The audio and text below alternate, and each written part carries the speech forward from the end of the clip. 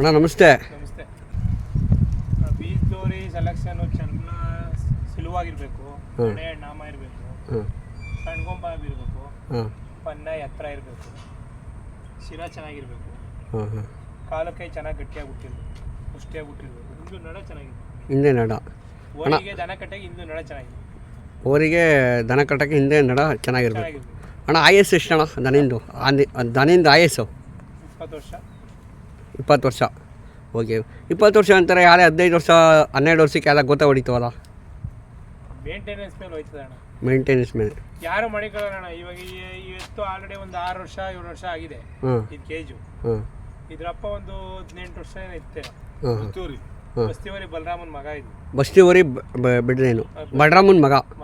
ಹಾಂ ಅದು ಚೆನ್ನಾಗಿ ಮಡಿಕೊಂಡಿದ್ರು, ಒಂದೇ ಕೈಯಲ್ಲಿ ಮಡಿಕೊಂಡಿದ್ರು. ಒಂದು 18-16 ವರ್ಷ ಇತ್ತು. ಹೆಂಗೆ ಮಡಿಕೊಂಡ್ರೆ ಇರ್ತವೆ. ಅವರು ದನಿ ಮೇಲೆ ಸ್ವಲ್ಪ ಕಮ್ಮಿ ಆಯಿತು, ಅವಾಗ ವಯಸ್ಸಿನಲ್ಲಿ ಕಟ್ಟಕ್ಕಾಗಲ್ಲ ಅಂದ್ಬಿಟ್ಟು ಕೊಟ್ಬಿಡ್ತಾರೆ. ಎಲ್ಲೋ ಆಚೆ ಕಡೆ ಹೋಗಿ ಏನಾಯ್ತು ಅಂತ ಗೊತ್ತಾಗುತ್ತೆ. ಓಕೆ ಓಕೆ ಅಣ್ಣ, ಇದು ಎಲ್ಲಿಂದ ತಂದ್ರಿ ಅಣ್ಣ? ಇದು ಇಲ್ಲಿ ಕುರಿ ಕೆಂಪಣ್ಣ ಅಂತ ಅವರೇ, ಊರ ಹೆಸರು ಹುಣಸೆಮನಪಾಳ್ಯ ಅಂತ. ಅಲ್ಲಿ ಹುಟ್ಟಿದ ಕರು ಇದು. ಕರುನಲ್ಲೇ ಒಂದು 3 ತಿಂಗಳು ಕರಿನಲ್ಲೇ 65,000ಕ್ಕೆ ನಿರಂಜನ್ ಸರ್ ಮಂಡ್ಯ ನಿರಂಜನ್ ಸರ್ ತಗೊಂಡೋಗಿದ್ರಂತೆ. ಈ ತಗೊಂಡೋಗಿ ಅವ್ರು ಒಂದು ಹಸಿ ಗೂಡು ಹಾಕಿದ್ರಂತೆ. ಒಂದು ಹಸಿ ಗೂಡು ಹಾಕಿ ಸಾಕ್ತಾ ಇದ್ರು. ಇಲ್ಲಿ ಒಬ್ರು ಜಗದೀಶ್ ಅಂತ ಎಸ್ಟೇಟ್ ಮಾಡೋರು. ಅವರು ಬಸ್ತಿವರಿ ಬ್ರೆಡ್ ಲೈನ ಭಾರಿ ಲೈಕ್ ಮಾಡೋರು. ಹೆಣ್ಣು ಕಾರ್ಡ್ಸ್ಗಳು ಇವು ಎಲ್ಲ ಜಾಸ್ತಿ ಕಲೆಕ್ಷನ್ ಮಾಡಿದ್ರು ಅವರು. ಸುಮಾರು ಒಂದು 100 ಹೆಣ್ಣ ಸಾಯ್ದವ್ರು ತಾವು. ಅದ್ರ ಜೊತೆಗೆ ಇದೊಂದು ಕರು ತೊಗೊಂಡೋಗಿ ಸಾಕಕ್ಕೆ ಅಂತ ತೊಗೊಂಡೋದ್ರು ಬಸ್ತಿವರಿ ಬೆಡ್ ಲೈನು ಅಂತ.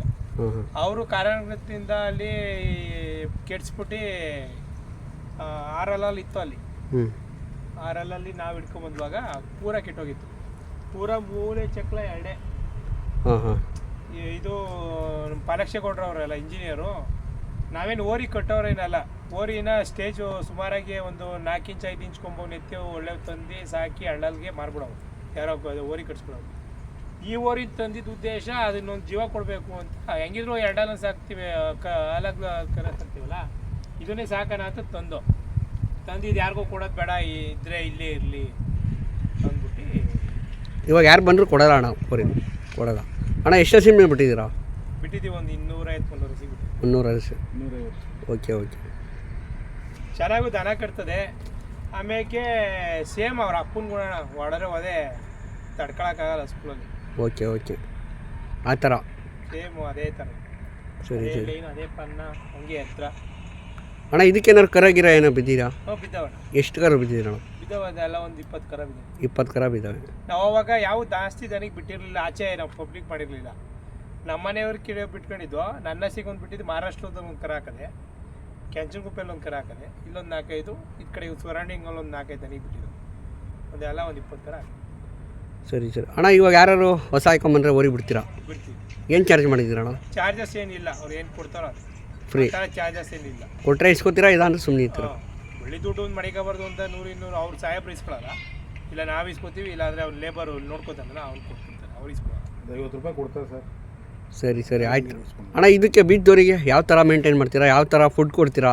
ಇದಕ್ಕೆ ಅಣ್ಣ ದಿನ ಹಾಲು ಮೊಟ್ಟೆ ಕೊಬ್ಬರಿ. ಅಣ್ಣ ಕೊಬ್ಬರಿ ಕೊಡೋದ್ರಿಂದ ಏನು ಉಪಯೋಗ?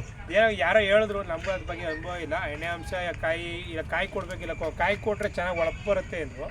ನಮಗೇನು ಓರಿ ಒಳಪೇನು ಬರೋದು ಬೇಡ ಅಂದ್ಬಿಟ್ಟು ಸ್ವಲ್ಪ ಗಟ್ಟಿಗೆ ಸ್ವಲ್ಪ ಇದೆಲ್ಲ ಕರ್ಗೋಯ್ತಣ್ಣ. ಇದೆಲ್ಲ ಇನ್ನೂ ಬರಲಿ ಅಂತ ಕೊಬ್ಬರಿ ಕೊಡ್ತಾಯಿದ್ವಿ ಡೈಲಿ 2-3 ಕಾಯಿ ಕೊಬ್ಬರಿ.